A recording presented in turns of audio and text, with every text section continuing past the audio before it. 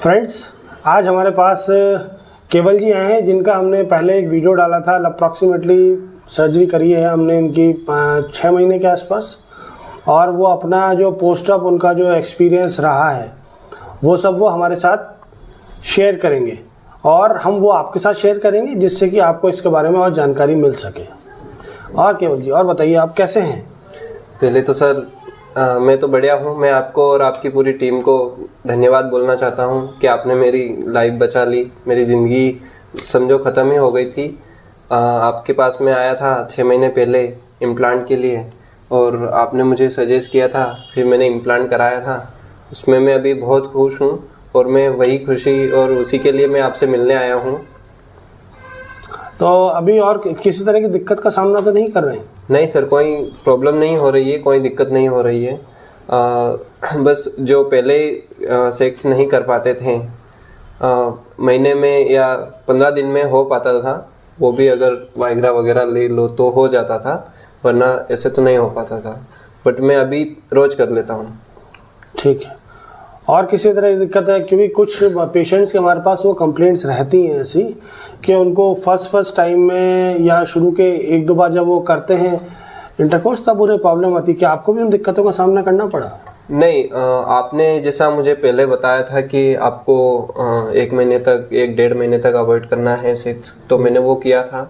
और आपने जैसा मुझे उसका ध्यान रखने का बोला था कि सर्जरी के बाद ड्रेसिंग घर पे नहीं करना है, और डेटॉल के पानी से अंडरवियर पहनना है धोकर सुखाकर, मैंने वैसा ही किया था। और 1.5 महीने बाद मैंने फर्स्ट टाइम ट्राई किया तो थोड़ी दिक्कत हुई थी, हल्का सा दर्द भी हुआ था। बट फिर उसके बाद 1-2 दिन बाद कोई वो दर्द भी नहीं हुआ और कोई दिक्कत भी नहीं आई। उसके बाद तो मान लो कि ऐसा लगा ही नहीं कि मैंने इम्प्लांट कराया है। बिल्कुल एकदम टाइटनेस रहता है, और स्पर्म निकलने के बाद में भी मैं सेक्स कर लेता हूँ अब। पहले वो चीज़ें तो नहीं हो पाती थी, बट अब कर लेता हूँ। प्रैक्टिकली संभव नहीं है अभी। और उसको कैसे छुपा के रखना, उस सब में दिक्कतों का सामना तो नहीं करना पड़ता? नहीं, अंडरवियर तो अपन वैसे भी पहनते हैं, तो अभी स्पोर्ट अंडरवियर पहनते हैं, तो उसमें उसको छिपाने में इसमें कोई प्रॉब्लम नहीं आती है। ना ही किसी को पता चला अभी तक कि मैंने ये सर्जरी कराई है। उसको आसानी से मतलब मैं कैसे भी अपने हिसाब से मैं उसको एडजस्ट कर सकता हूँ। और आपका जो पार्टनर है वो भी सेटिस्फाइड है पहले की तरह? हाँ, बिल्कुल सेटिस्फाई है। अभी तो हम घूमने भी गए थे जी। हाँ, 10 दिन बाहर घूम के भी आए हम लोग। जी जी जी जी। तो दोस्तों, और किस तरह की कुछ दिक्कत हो आपको और शेयर करना चाहेंगे हमारे दर्शकों के साथ? नहीं सर, और तो कोई दिक्कत नहीं है। बस मैं यही बोलना चाहता हूँ कि अगर मेरे जैसी अगर किसी को प्रॉब्लम है, अगर वो सेक्स नहीं कर पाते हैं, तो वो जल्दी से जल्दी अपना टाइम सर के पास आए और सर से कंसल्ट करें।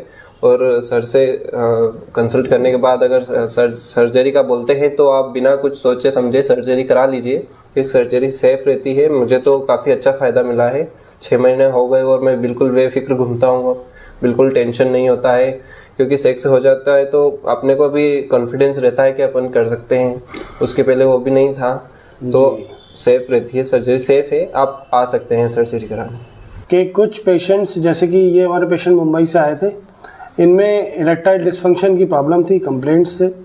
उनको हमने इम्प्लांट एडवाइस किया, लेकिन ये समझने वाली बात है कि इरेक्टाइल डिस्फंक्शन के लिए implant is the last resort. उसके पहले भी हम उसको सॉर्ट आउट करने के लिए, ट्रीटमेंट के लिए हम शुरुआत करते हैं अपने सेक्सोलॉजिस्ट या एंडोलॉजिस्ट से, जो कि हमको कुछ मेडिसिन वगैरह एडवाइस करते हैं, कुछ मनूवर्स बताते हैं, जिससे कि इन सब चीज़ों में इम्प्रूवमेंट आता है। उसके अलावा हम ये सब चीज़ों से अगर हमको बेनिफिट नहीं मिलता तो कुछ हम टैबलेट्स वगैरह और ऐड करते हैं, और उसके बाद भी हमको फ़ायदा नहीं मिल रहा तो हम पेशेंट्स को पी शॉट एडवाइस करते हैं, जिसमें कि हम उनके ब्लड से प्लाज्मा बनाते हैं और उसको हम कॉर्पोरा कैवर्नोसा में और ग्लांस में इंजेक्ट करते हैं। ये छोटा सा प्रोसीजर होता है, अप्रॉक्सीमेटली 1 to 1.5 मिनट्स का, जो अंडर लोकल एनेस्थीसिया किया जाता है। और उसके बस इसमें ये इंपॉर्टेंट बात है समझने वाली कि क्योंकि ये PRP वाला पार्ट है और ये मल्टीपल ग्रोथ फैक्टर्स प्रोवाइड करता है, इससे ये एक परमानेंट ट्रीटमेंट नहीं है। कुछ पेशेंट्स को इसके अंदर 4 to 6 सेटिंग्स लगती हैं, सिंगल सेटिंग में आराम नहीं मिलता है मोस्ट ऑफ केसेस में। और फोटो सेटिंग्स के बाद भी जिन पेशेंट्स को रिलीफ नहीं मिलता और उनको फ़ायदा नहीं मिल रहा है, तब हम उनको जाके जो मल्टीपल इम्प्लांट्स हमारे पास रहते हैं, हम इंडियन इम्प्लांट भी करते हैं, रिजिटेन करते हैं, टेट्रा करते हैं, तो according to the choice of the patient and requirement हम उन पेशेंट्स को पिनाइल इम्प्लांट के बारे में एडवाइस करते हैं और उसके बाद फिर further as per the need of the patient आगे हम कैरी फॉरवर्ड करते हैं चीज़ों को। Thank you.